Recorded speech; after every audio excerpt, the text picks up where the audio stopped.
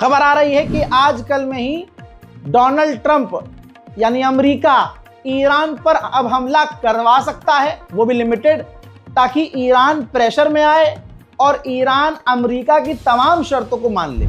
अच्छा, इजराइल का मानना क्या है? इजराइल का मानना यह है कि दोनों के बीच, ईरान और अमेरिका के बीच गैप बहुत ज्यादा है। वो कुछ और कह रहा है, ये कुछ और कह रहे हैं, बात बन नहीं रही। तो डोनाल्ड ट्रंप के पास अब सिर्फ एक आखिरी रास्ता है कि वो ईरान पर हमला कर दें, ऐसा नेतन्याहू की सरकार का कहना है। अमेरिका बुरी तरह से फंसा हुआ है। अब अमेरिकी ऑफिशियल ने यह भी कहा है कि अगर ईरान से जंग होती है और ईरान जब वार करेगा तो हमारे ऑब्वियसली जो एयर डिफेंस सिस्टम है वो काम करेंगे और काफी सारे एयर डिफेंस सिस्टम की मिसाइलें, रॉकेट और हो सकता है कई सारे एयर डिफेंस सिस्टम भी बेकार हो जाए। और इस वक्त हमारे एयर डिफेंस सिस्टम की सबसे ज्यादा जरूरत यूक्रेन में है।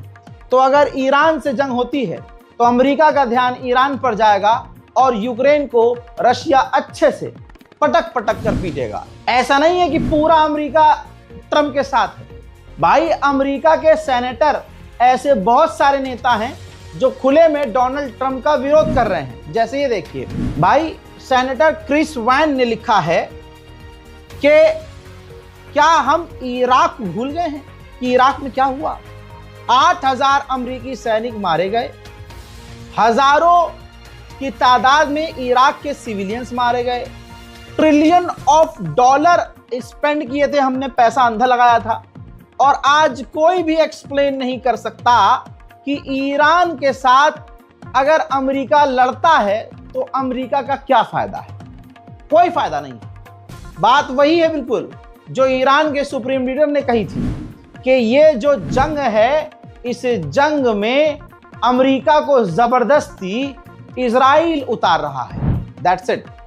हजरत ओमान से लेकर तमाम मिडिल ईस्ट के आसपास ईरान का भी ड्रोन, जासूसी ड्रोन उड़ रहा है और नजर रख रहा है इलाके पर।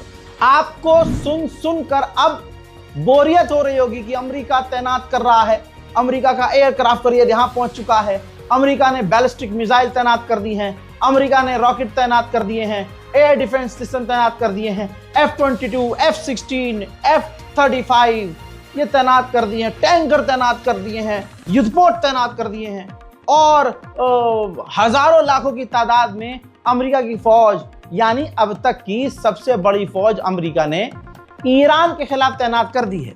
लेकिन अमेरिकी ऑफिशियल उसके बाद भी क्या कह रहे हैं वो मैं आपकी स्क्रीन पर लगा रहा हूं।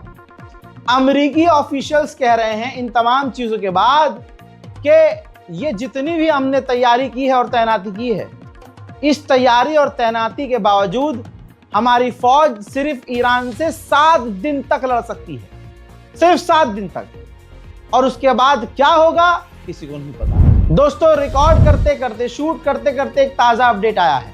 ईरान ने आधिकारिक तौर पर बोल दिया है कि जब तक हम पर सर पूरी पाबंदी नहीं हटाई जाएगी, यूएन ने जो लगाई है वो भी और अमेरिका ने जो लगाई है वो भी, तमाम पाबंदी जब तक नहीं हटाई जाएगी तब तक कोई अब डील नहीं होगी।